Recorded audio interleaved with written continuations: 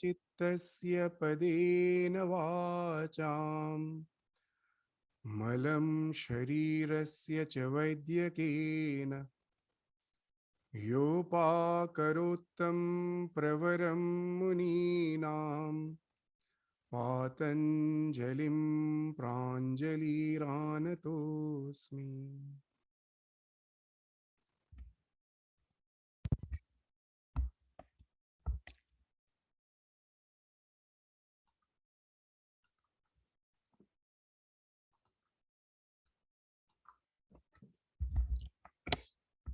So in the last class, we ended with the discussion on the 22nd sutra of the third chapter of Patanjali Yoga Sutra. What the sutra tells, let us read the sutra and just have a very quick recapitulation. Sopakramam nirupakramam cha karma tat sangyamat aparanta jnanam arishtebhya va. So, sopakrama, nirupakrama. So, what these two terms mean? That karma, the results of the karma fructifies in two ways in our life. Some has already started fructifying. Those are the sopakrama. And there is another set of karma that is going to fructify most probably at certain another phase of life, of which I am not aware. Everything is going on smoothly. Suddenly we may find the life has suddenly changed. There may be some disease or some accident, of which I'm not at all aware. So by doing sangyama on one's own karma or on others' karma, we can know what is awaiting that person. So you can as if see the future of that person.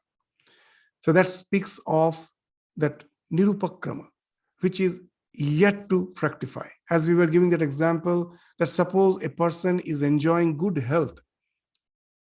Till the age of 40, there was no disease. And suddenly, at the age of 41, suddenly some incurable disease, we find it has developed. And we are taken aback that what has happened, why that suddenly that this person who was so healthy, he has developed all this disease. So that speaks of the nirupakrama, that some karma which is yet to fructify, suddenly it finds expression. You may say that these all ideas are not scientific. So that's why we again and again we refer to the modern scientific research to substantiate the ideas which has been spoken of here. If you study the way the cancer cells develop, you can ask any doctor that when it will, it is the normal cells in our body. Suddenly at certain point of time, they turn carcinogenic. Suddenly start, at what time it will happen, why it happens, no one knows. A so-called a healthy person, suddenly some cells in part of the body, suddenly we find has developed those carcinogenic. That what happens, that what is cancer, that certain part of the body will be generating the cells at much faster rate compared to the entire body, and the tumor will be grown, and that carcinogenic cell is the cause of the developing the cancer. Even if you remove the tumor, again it will grow, unless all the carcinogenic cells can be removed. Nowadays, there are cases where it is possible. But if the cancer has developed to a certain extent, we find that it has spread, it becomes almost impossible to restrict it. The thing is, what we are indicating, that why that healthy person with a healthy body, suddenly a certain cells will start behaving in a peculiar way, as if it has been programmed in the cells, that are after a certain phase of time, the same normal cells will turn to be carcinogenic. So we find that it is this can be even substantiated by the modern findings. So sopakrama nirupakrama cha karma tat sangyamat. As we were giving examples, that even in the life of Ramakrishna, we find that he was warning Adharshan. That what he was warning, two things he told. Well, constantly repeatedly he was mentioning that life is very uncertain. Whatever spiritual practices you have to do, never just keep it aside. Know it for certain as if there is only one day left for you. No one knows when the end will come. So don't keep the spiritual practice aside. Be sincere. Go on practicing it. Just few months before Adarsh's death, Ramakrishna started saying this. Not only that, Ramakrishna also told him, please try to avoid this riding on the back of the horse. Specifically, he mentioned. And at last we find, few months later, he was the deputy magistrate, and he was on some survey duty, for which in those days, the only conveyance was the horse carriage, or in interior village, you don't get the carriage, you have to ride on the back of the horse. It's a part of the duty. However you may try, you cannot avoid it. And Adhar, as per his duty, was riding on the horse back just to have some survey of some village, some inspection of some village, but it was a part of his duty. And he fell from the back of the horse, and that was quite fatal. He was immediately bedridden, he developed some gangrene, and that resulted in his death in a few months.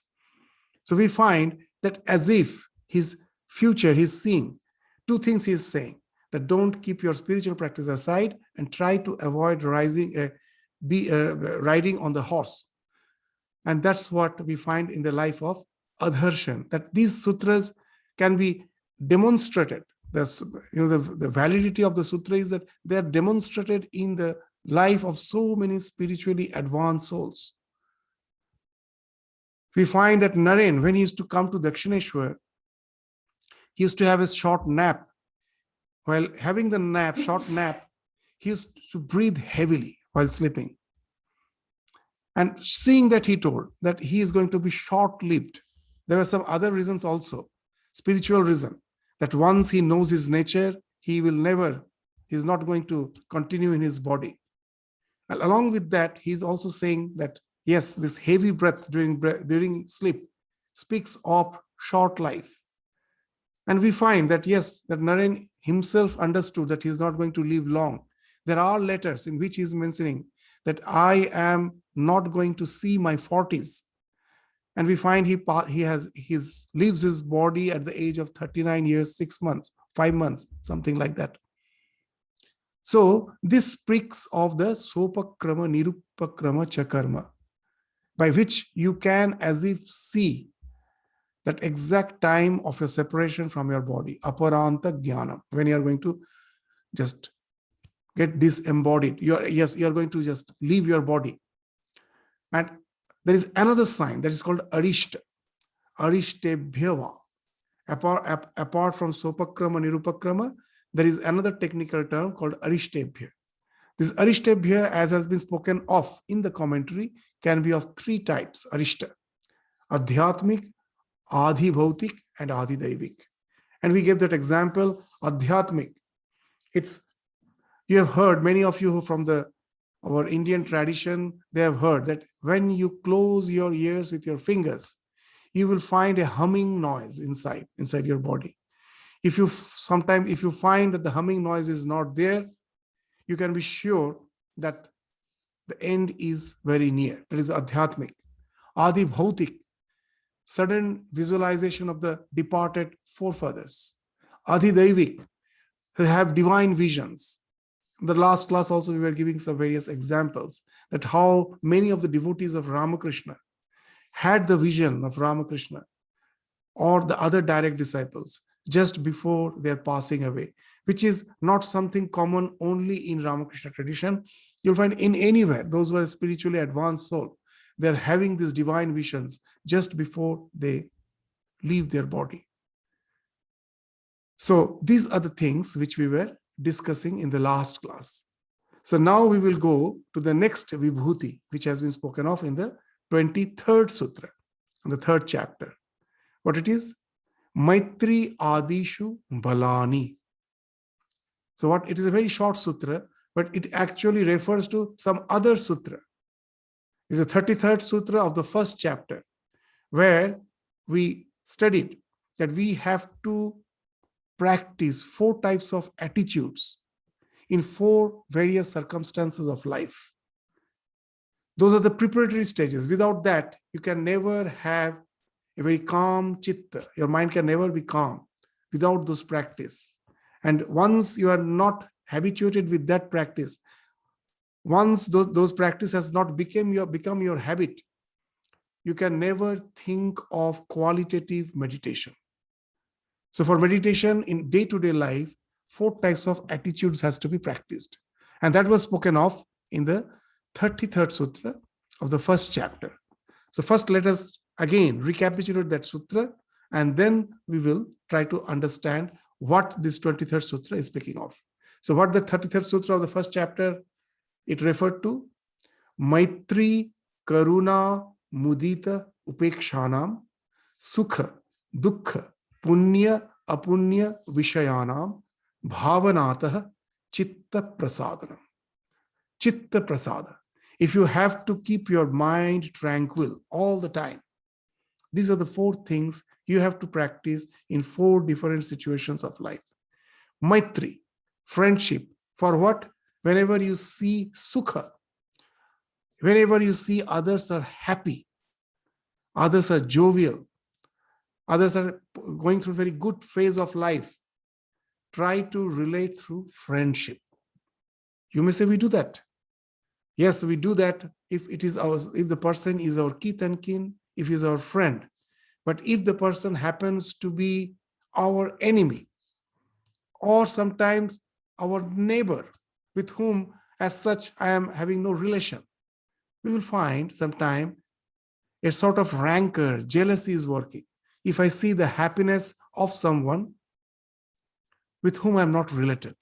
I still remember in India long back, when I myself was a small boy, a particular TV, Onida TV, for that the advertisement used to come, that neighbors envy, owner's pride. So if you are owning something which is very costly, and for that you're really enjoying your life as if, it may become a neighbor's envy.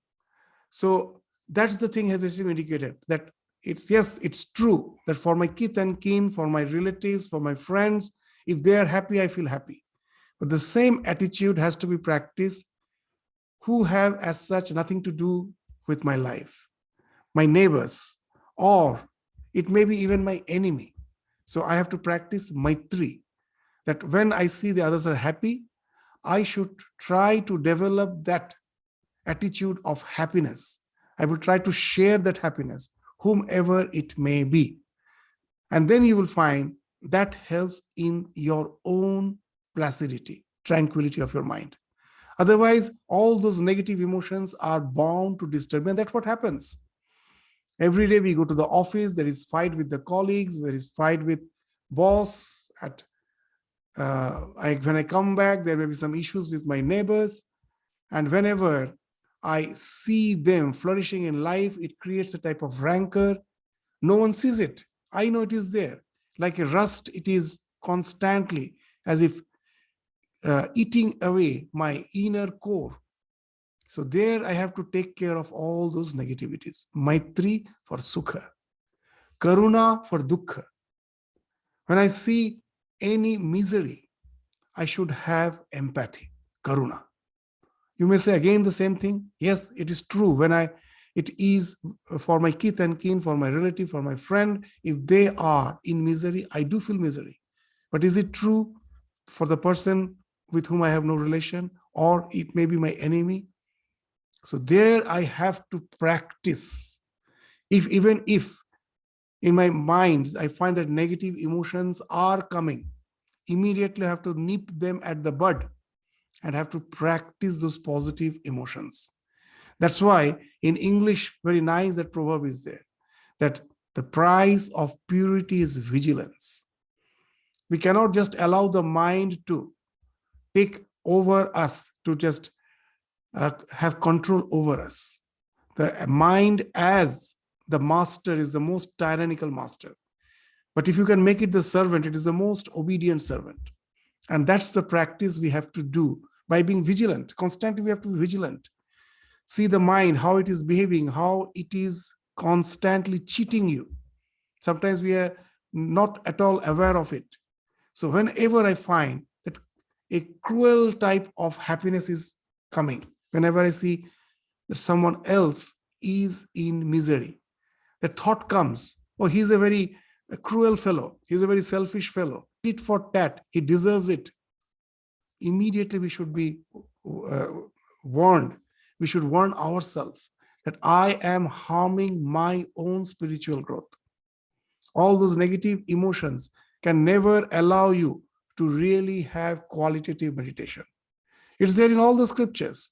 Even in Bible, you will find Jesus is saying that if you have some quarrel with your own brother, first resolve it, and then go to offer whatever you have to offer in the altar of the divine. Unless you have resolved, those offerings won't be accepted. It is as simple as that. The same thing, karuna for dukkha. When you see anyone suffering, whoever it may be, try to relate through empathy. Mudita for punya. Wherever you see holiness, try to be respectful. Try to revere, have a sense of reverence. You say, we have it throughout the world. That's the biggest problem. We don't have. It's only, our respect is only for the faith to which I belong. Whenever it's some other faith, immediately I will feel there is something fake in it. There is some hypocrisy in it. There must be some scandal going on there. And unnecessarily I am polluting my mind. So when I show reverence to others, what happens? That in India, when I was just to deal with the students, whenever any Swami is to visit, we made the students who stayed in the hostel to go and do pranams. And when the students starts growing, they start just revolting that why this pranam, this going and showing reverence is meaningless. I don't know that person. He is just wearing a particular cloth, and whether he is a real holy man or he is just an hypocrite, how do I know? Why should I show respect? So we ask to say that the idea is something different. The moment any person who's seeing a holy man passing by the street goes and offers the reverence, that he's not actually showing reverence to that person. What he's doing, that his particular attire has developed in his mind, has evoked the sense of renunciation. That renunciation is something great. This dress actually signifies that. Seeing that the sense of that ideal of renunciation has evoked in your mind, that person is just there as an upalaksha. He's just there as the context. Actually, when you are going and bowing down, you are showing respect to the idea of renunciation. And that way it helps you. You are, at least for the time being, that you acknowledge the fact that yes, this way of life is something very good. And that way you are culturing that in your mind, what you think that you become. So you are giving the scope to give your mind a good paint for some time. And it not only helps you, it helps the other person also. How? When you are bowing down to that holy person, immediately sense of responsibility develops. That why people are showing reverence to me? Because I represent certain way of life. And I have a responsibility. I have to lead that life. So it helps both. So that's why mudita for punya. Whenever you see holiness, just simply show reverence, bow down. Throughout the world, you just see, I see there are so many channels of particular religion, particular faith. Their entire energy is exhausted in finding out the defects in other faiths and constantly abusing the other faiths. We don't hear a single word which speaks of how to change their own personality.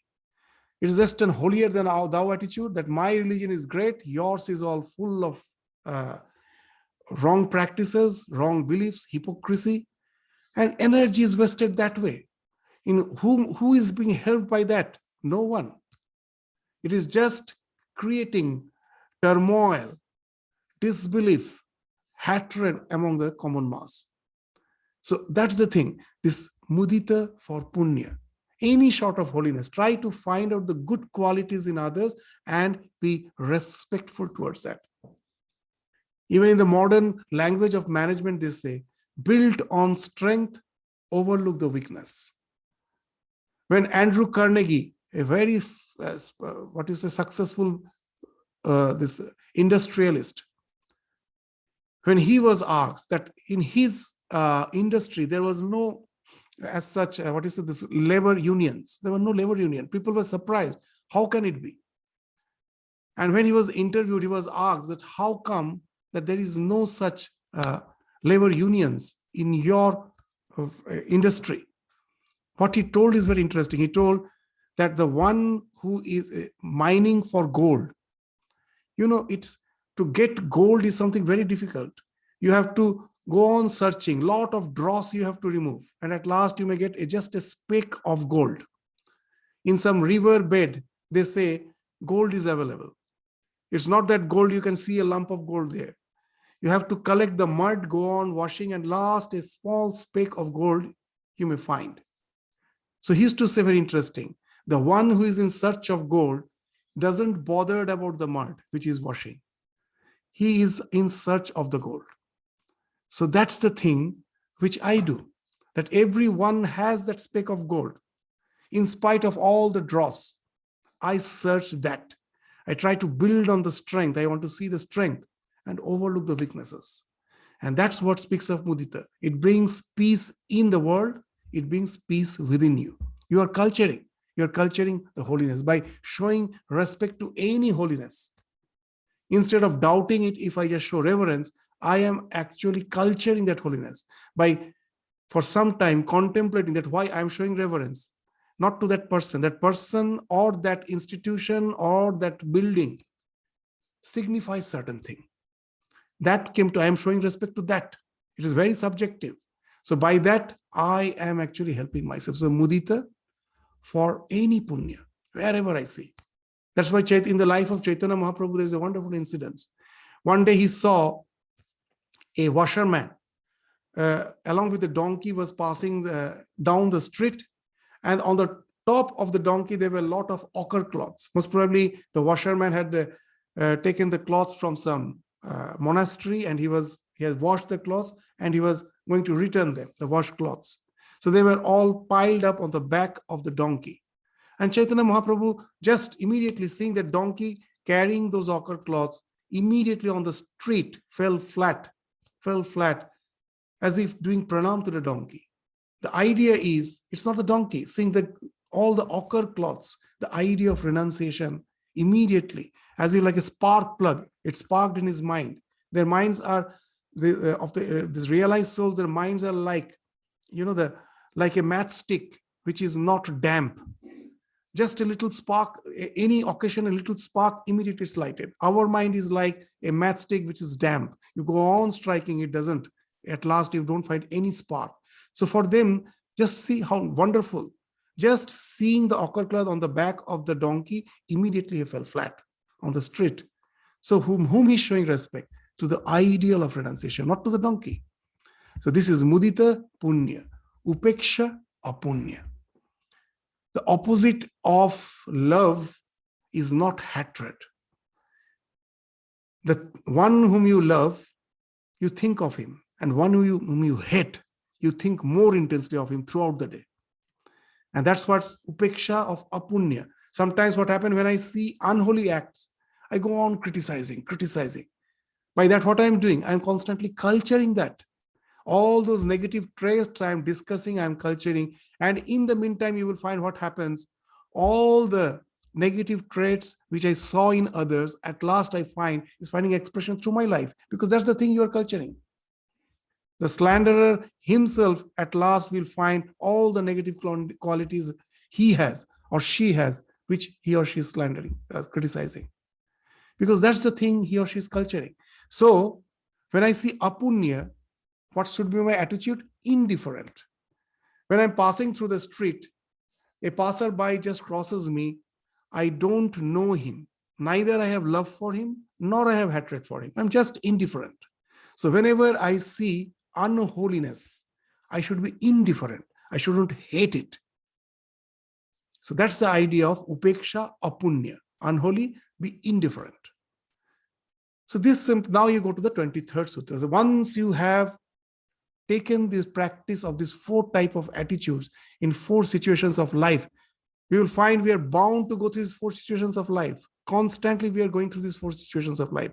Either we see others' happiness or others' misery. We see something which we should feel reverential for, we should have reverence for. And there are so many things which are unholy, crude. So these are the attitudes, Maitri, Karuna, Mudita, Upeksha, we should go on practicing. If you go on practicing, and this practice is not something physical, you have to be very, very aware of your mind, what's going on there. So that's why it's samyama has been spoken of. When you're practicing samyama, by seeing, you're watching your mind, then you develop the strength. These practices become spontaneous. It now becomes spontaneous. You won't, at the beginning, I have to be very, very alert at each and every moment. And then we will find it has become spontaneous. And that's how these practices has become your strength. So Maitri Adishu Balani. When you practice Maitri, Karuna, Mudita, Upeksha, Adishu means etc., which has already been spoken of in the 33rd Sutra of the first chapter. That is being spoken now. Now they're relating to that in the 23rd Sutra of the 3rd chapter. They're saying when you practice them at the beginning, you may be faltering. Now and then you find that the old negative tendencies are popping up. But by practice, a time will come when you will find that these 4 attitudes has become something habitual. They have become your strength now. So that's the thing which has been spoken of in the 23rd Sutra. So to get rid of these negative qualities, we have to cultivate the positive qualities. That's the only way. So if the mind is like a garden, constantly what we have to do, we have to remove the weeds and we have to go on cultivating the seeds, the desired seeds. And that's what this practice speaks of, 23rd. The next, 24th, what it is? Baleshu hasti bala adini. Sometimes we feel that the physical strength means developing the muscles, having good food. But the real strength comes when you are contemplating on strength. In any old traditions, where there's the monks who are the warrior monks, like the samurai, in them you will find this practice, that irrespective of all the physical strength which they are growing, which they are developing, all the training which they are going through, one of the main practice actually has to do with the mind. That when they really have to have some duet, you will find that it is a very common practice of the samurai. They have to visualize that he has become a lion, the strength of a lion. Swami Vivekananda, referring to that practice of the samurai, one day in Thousand Island Park, when he was in retreat with some small group of devotees, one day he asked the devotee, "Come, let us meditate on the heart of a lion." To feel that strength not for just for dealing with anyone with whom I want to combat. No, the strength which will allow me to get rid of all the so-called my impulses, will enable me to get rid of impulses, my obsessions. So for that I need strength. Let us meditate on that strength. In the life of Ramakrishna also we find a very interesting story. There was a date was fixed for wrestling of 2 wrestlers. Among them, one was a devotee of Hanuman. The other wrestler, before that wrestling, the date on which the wrestling was supposed to be, before that for 1 month, he was having very nourishing food, was practicing a lot. And the other devotee, other wrestler, he was fasting. Now and then he was fasting, he was meditating, and Ramakrishna told, this is the one who is going to win. And it is the devotee of the Hanuman who won. So what's that? It's that the real strength comes from your mind. Just Swami Vivekananda in the West used to give that example in the lecture, that the cause is always subtle. We don't see. When this bodybuilder is lifting weight, we see all those, what is the muscles, all those flexed muscles. We forget behind this flexed muscle is actually the resolution that I have to raise this weight. And that resolution is carried by a nerve, which is almost not seen. That nerve is carrying that nerve current, and that enables you to flex that muscle. If that nerve gets disrupted or get dried, with all those muscles, you can do nothing. So the real strength comes from the mind. So if you really want, for any reason in life, to have that vigor, the strength, it comes from the inspiration, main strength. It's not merely from the physical strength. Even to give a very common example, if you have read the book, I don't know, Man's Search for Meaning. It's a book written by Viktor E. Frankl. He was one of the inmates of the concentration camp, a Jew. When he came out of the concentration camp, he just wrote this book, The Man's Search for Meaning. He is actually considered to be the father of this present positive psychology. Positive psychology is something very new, but we find the ideas of positive psychology are in his writing. That's why he's considered the father of positive psychology. What he told is very interesting. In the concentration camp, we are not going to the elaborate discussion. Only that thing we will take up for, which has relation to this. Baleshu Hasti Baladini. He told that even in the concentration camp we found, the man who had some sense of meaning, that after all, it may be so that this is something is going to end.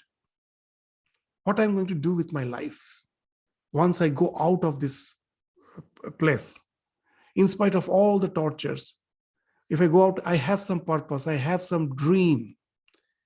He, in his book, is mentioning those who had a logo.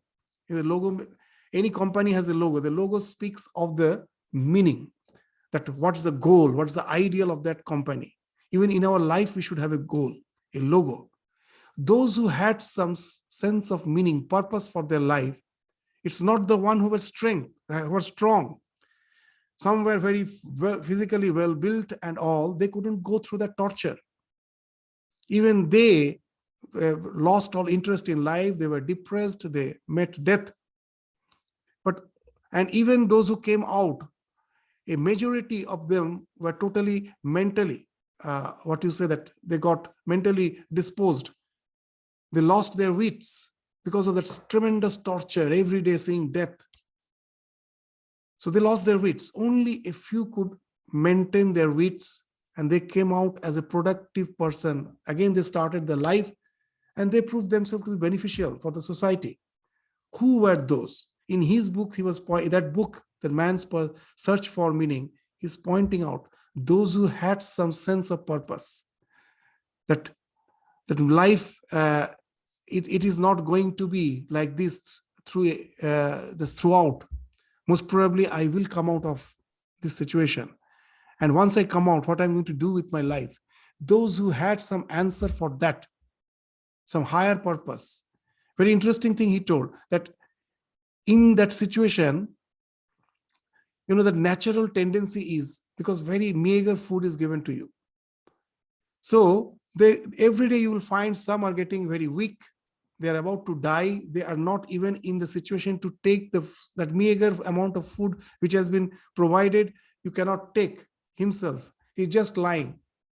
So most of the people had a tendency to snatch away that food. That after all, he's going to die. Let me somehow survive.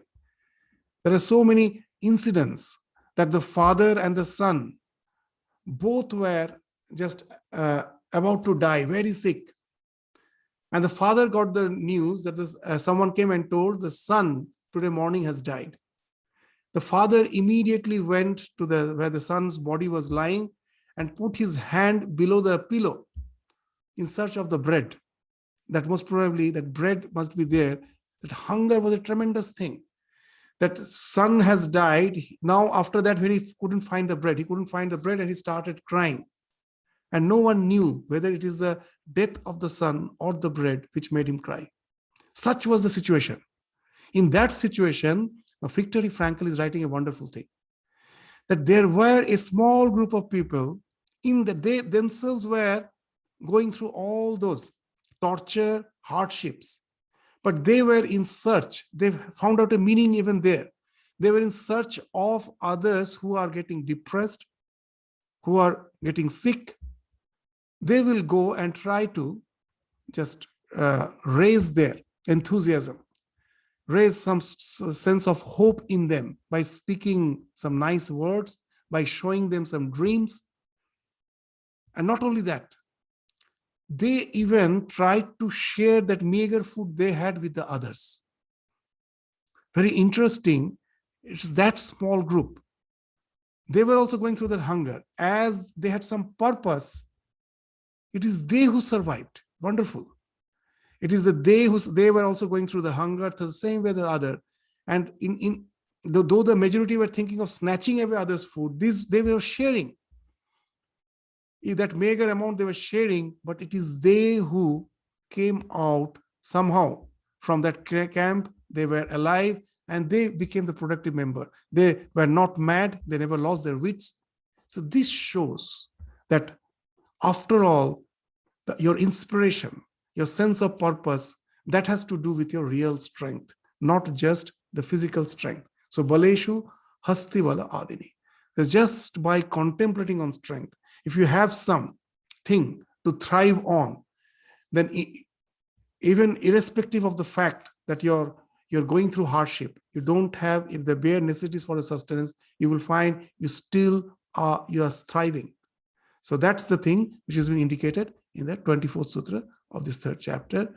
25th Sutra, it's a very interesting sutra. It speaks of all scientific discoveries. If you go through the words, very interesting, each and every word, that how the scientific discoveries happen. What's the science behind it?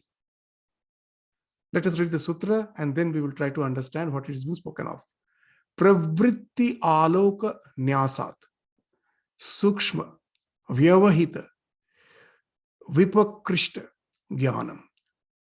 Pravritti aloka nyasat sukshma vyavahita vipakrishta jnanam. So what it is, pravritti aloka. Pravritti. Vritti means the thoughts. The thoughts, focused thoughts, are the pravritti aloka. When you are trying to find out the truth behind something, the science behind something, you are focused. And I think my focus will bring out the knowledge. That's the wrong idea. What is this term? Pravritti aloka nyasa. Very interesting. I have to have focus. But that after that focus, the knowledge doesn't come from the focus. The knowledge comes when after the focus, there is a nyasa. You relinquish that focus. Now you go to a relaxed state. Then what happens? All the subtle knowledge, shukshma, that's like what are the subatomic particles, the structure of DNA. These are the shukshma jnana. Vyavahita. Vyavahita, what it means? That's something which is hidden beneath the earth, hidden beneath the ocean. And Vipakrishta means something which is remote, all the planets, the Mars, the moon, the galaxies. The knowledge of all those things becomes revealed. So again, let us try to understand what it is speaking. We have that notion that by focus, the knowledge is gained. Focus is needed. But all the real scientific knowledge comes from relaxation, not from focus. Very interesting. The mind has in two ways, the mind processes the information. How it processes? When you are focused, you are accumulating, you are gathering in the information. But it can create a riot there. So many different types of informations you are gathering in. When you are focused, you are gathering in. When you're relaxed, all those information which you are gathered in, they're all jumbling, they're all as in a chaotic state. one trying to get riveted with the others. And sometimes very queer thoughts come, which has no value. But some of the riveting is the thing which makes, is a perfect, is a permutation combination is a perfect. The idea which has to be joined with the other idea, that happens accidentally. And then the discoveries happen. So all the discoveries happen in the relaxed mood when already accumulated informations with your focused mind gets the chance of, what you say, that processing. They're all processing. With an example, we'll try to understand that what the three states of our mind. Even you will find wonderful scientific discoveries has happened in dream. The Watson and Crick, they were in search of the structure of the DNA. It is a historical fact. I'm just giving one example. All the scientific discoveries happen that way. It's not through the focus. It comes suddenly as an insight. It suddenly comes. The ultimate, and the deduction comes later. The truth first flashes, reveals, and then to prove that, the deduction comes later. It's not that through deduction you go to the scientific truth. So for Watson and Crick, one day just was busy in the lab. He got tired and he just had a wonderful, he went for as he was tired, he had a nap. And while he was in his sleep, he had a dream, but the dream was a peculiar dream. Two snakes are coiled with each other, intertwined.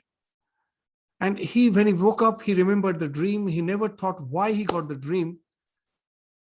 And somehow that idea came, it most probably had to have something with the structure of DNA. And that's how the double helix DNA was discovered. They had the idea in the dream. And it's not only for the Watson and Crick. There are so many. If you just try to find out the way the discoveries has happened, always it is this accidental. What happens, very interesting, how our mind works. When I'm awake, when I'm focused, a forebrain is something where which decides something, is decision making, your conscience, what to do, what not to do. All these functions are related to your forebrain. And the hindbrain is actually the storehouse of all your memories.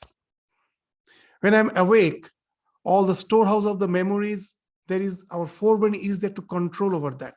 Some thought arises, I say, no, it's not proper, then it is subdued. But when I am sleeping, the forebrain is now totally inactive, but the hindbrain is still active. And that's why all peculiar ideas you can have in the dream. Wow, when I was awake, I just read about gold. I had the idea of gold. I have the idea of mountain. Now, in dream, it may happen that you may see a golden mountain. The idea of gold and the mountain, those two riveted. But when you wake up, it's never truth. It can never happen. It was just a dream. But sometimes some idea rivets with the other. And from that wonderful discovery, that is a perfect. It's all the riveting most of the riveting are fantasies and useless. But some are wonderful.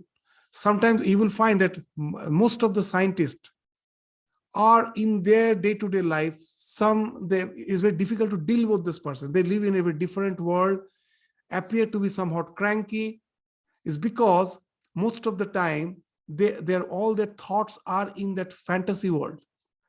Most of the genius are, that's why to a certain extent, mad. Lot of fantasies going on. Of that, suddenly some really clicks, and that results in wonderful discovery. So pravritti, aloko, nyasa, these two functions of the mind we should be aware of. Now I will just give a very specific example. Even in Australia, you will find in high school, it is those who from Indian background, from Sri Lankan background, they are doing wonderful result. In the class 12 exam, it is they who are the topper. But where are they, especially in the field of research? You don't find them. They're gone. They may become the CEO of all the Google, of Microsoft, but they cannot be the one who have started all those things. What it speaks of, It speaks of that is in this background, this Asian tradition background. What's the thing? The mother is there, the tiger mother, always saying, focus, focus, study, study, no leisure, no leisure. With that, as long as you have to rot, you do well. Till 12th standard, you have done wonderfully. But that railing, that relaxation from where that ideas gets riveted, processing, that faculty have not grown. But education was something almost forced disciplinary thing. So to a certain extent, we really do good. Those are from the Indian background, Asian background. But after that, all the wonderful discoveries, for that you will find from all the so-called, the West has a wonderful tradition. Because in that education, that forced thing is not there. By those who have a knack for it, let them go for it. Even they have a lot of relaxation. Yesterday I was the one who is the master of bits, from which this all our computer, and now in 1946, the idea that 0 and 1, with these two only I can take care of all the information, this binary 2 bits, 0 and 1. Immediately forgetting the name of that scientist, the one who discovered it. In his day-to-day life, we find sometimes he is busy with having different models of cycles, which has nothing to do with his subject.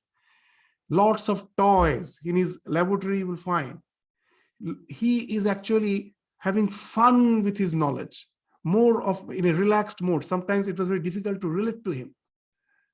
And this is a common thing you will find in the so-called this Western educational field, that apart from that the fact that they are genius, they have sufficient relaxation. And without that, you can never have this wonderful, what you say, this revelation of knowledge, these inventions never happen. All the inventions happen, all this from this nyasa, pravritti aloka nyasa. When you are allowing the mind to process the already gathered information. And then only these wonderful discoveries can happen. And that's the thing.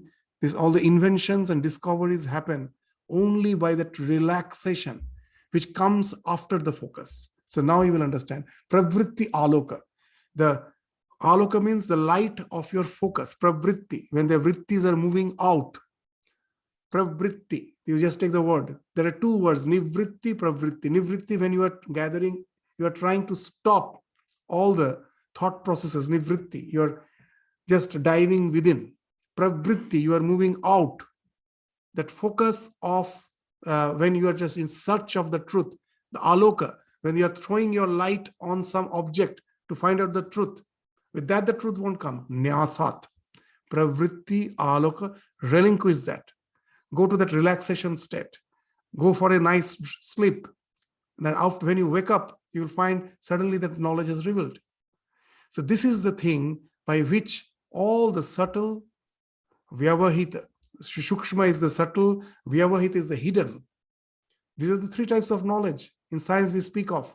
Either it belongs to the subatomic particle, sukshma things, or vyavahita, something hidden under the ocean, under the earth, or something vipakrishta, far away in the remote galaxy space. So that's what we are doing. So the sutra, if you just go word by word, you will find it doesn't speak of anything supernatural. Even the scientists are the thing which are following this, by which the knowledge, the so-called the objective knowledge, gets revealed. Pravritti aloka nyasat, shukshma, vyavahita, vipakrishta, jnanam. So that way you will find how interesting the sutras are. The 26th sutra, next we go to. These sutras are quite simple, you will understand. Bhuvana jnanam surya sanyamat. By doing sanyama, by focusing on the sun, you get the knowledge of the earth. You may say, how? Yes, it is by relation of the sun with our earth movement. We have the knowledge of the various seasons, all the season that even in Australia we say that for this 3 months is autumn, next 3 months is the winter, next 3 months is the spring, then the next 3 months is summer. From where we are getting? It is a movement of our earth in respect to the sun. The concept of our time, that from morning to evening, that all the way we are just spending our time, when you are having daylight saving, everything, by the knowledge of the sun, with which you are carrying out your day-to-day activities. The time of the sunrise, the time of the sunset, length of the day, longest day, shortest day, solar eclipse, lunar eclipse, everything has to do with the knowledge of the sun. It is as simple as that. Subhavana Jnanam, in our day-to-day life, dealings of the life in this world, comes from the concentration on sun. So Surya Samyamat. The 27th, Chandre Tara Vyuha Jnana. If you concentrate on the moon, you have the knowledge of the various galaxies, the cluster of stars.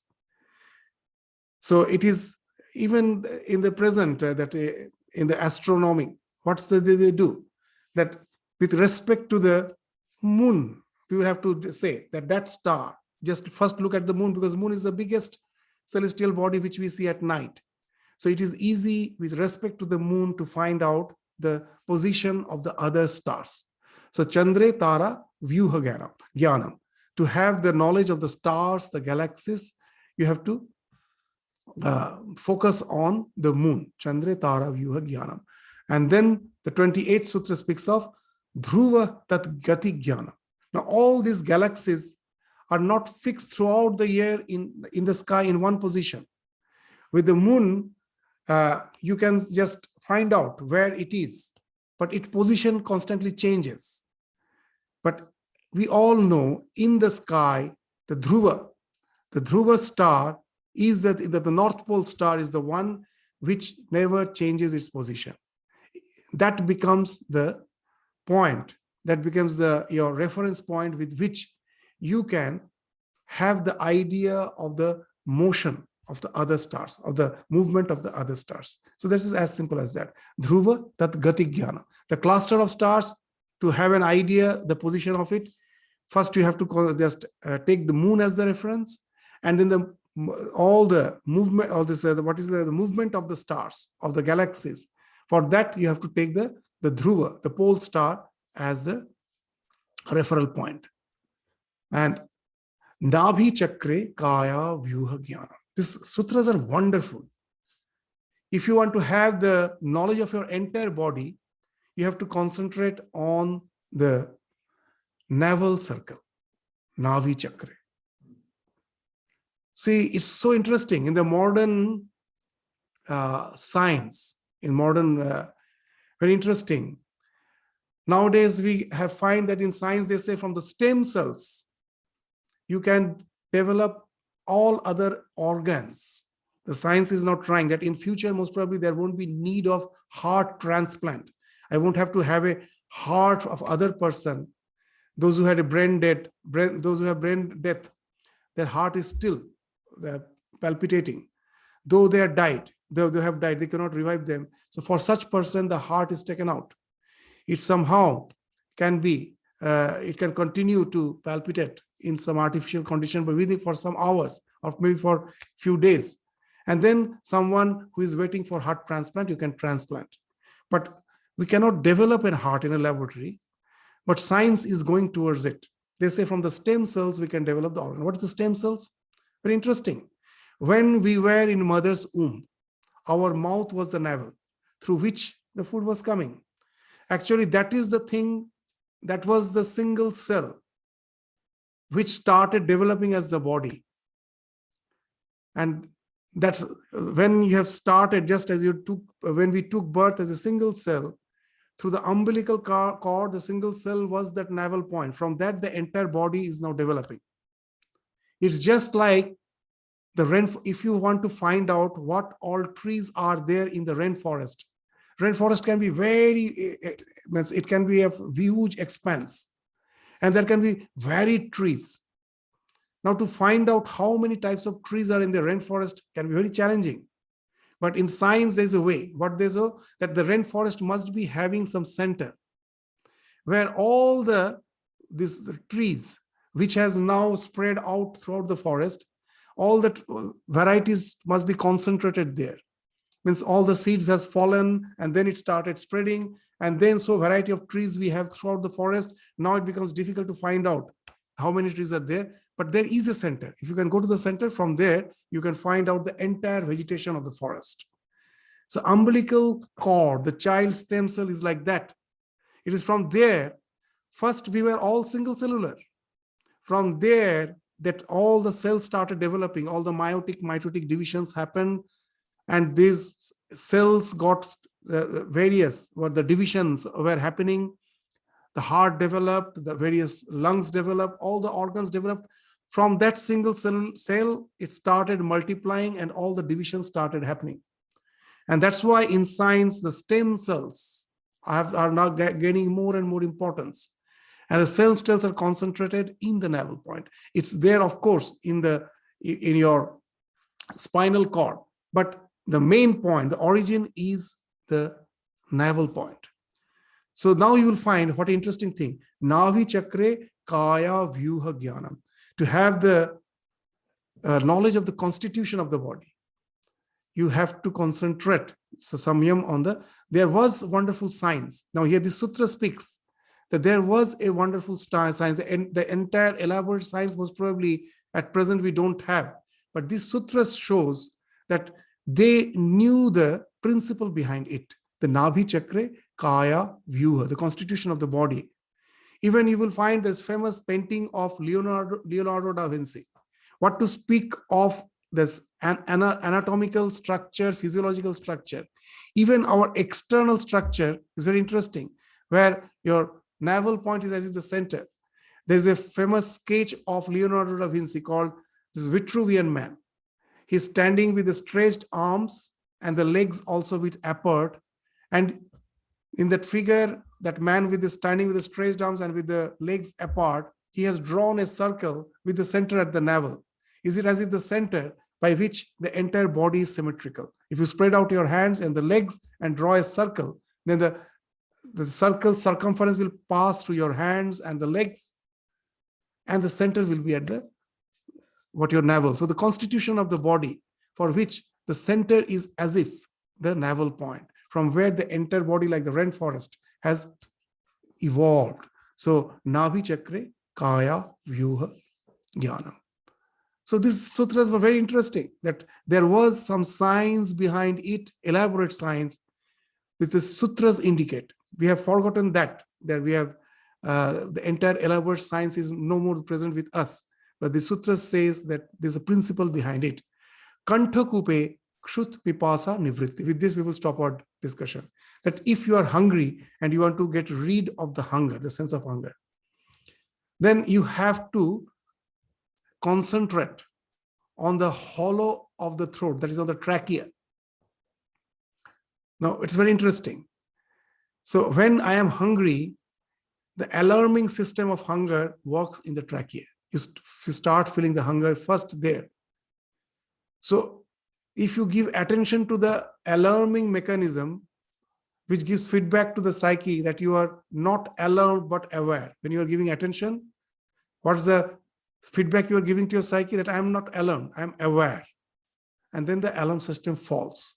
Whenever you don't allow the alarm system to just raise the alarm, before that you are aware of it, then to a certain extent the alarm system fails. So you have to be aware of the aware, not be alarmed. Then that's the body in anything. Whenever you are having a pain, if you give attention, you will find the pain reduces. So don't be alarmed by it. The pain also is like an alarming system. Try to have mindfulness, that I am just observing the pain. The pain reduces. Even previously we gave that example that Swami Turiyananda of Ramakrishna order, so Ramakrishna's disciple, he had a lot of tumors on his back, which had to be operated. And he was deadly against anesthesia. He told, no, I won't go through anesthesia. Then they told, how can we then operate on you? He told, just before operation, let me know. You just tell me that you are going to operate me. And then I will give you permission after some time, you can operate. And that's how the operations were done. He has to be told, he will sit, And that's how that he will develop that total detachment from the body by being mindful of it. It's not that he himself is not aware of that pain. He is watching. So he's not allowing the pain. Any pain is nothing but the body's alarm system. That something is harming your body. To make you aware of that, the body raises the alarm. When you, before raising the alarm, if you're watching it, the alarm system falls off. And that's the idea here. Kantakupa, which is the center of the alarm system for your hunger, by being being aware of that, when you're focusing on that, then the hunger ceases. So that's by having samyama, by concentrating on the hollow of the throat, on the trachea, comes the cessation of hunger. So with this, we stop our discussion. So then next, the few sutras, which continues with the discussion of all those vibhutis, which has been discussed in this chapter. We will go through it again in the next class. So with this, we conclude our discussion today. Thank you all. Namaskar.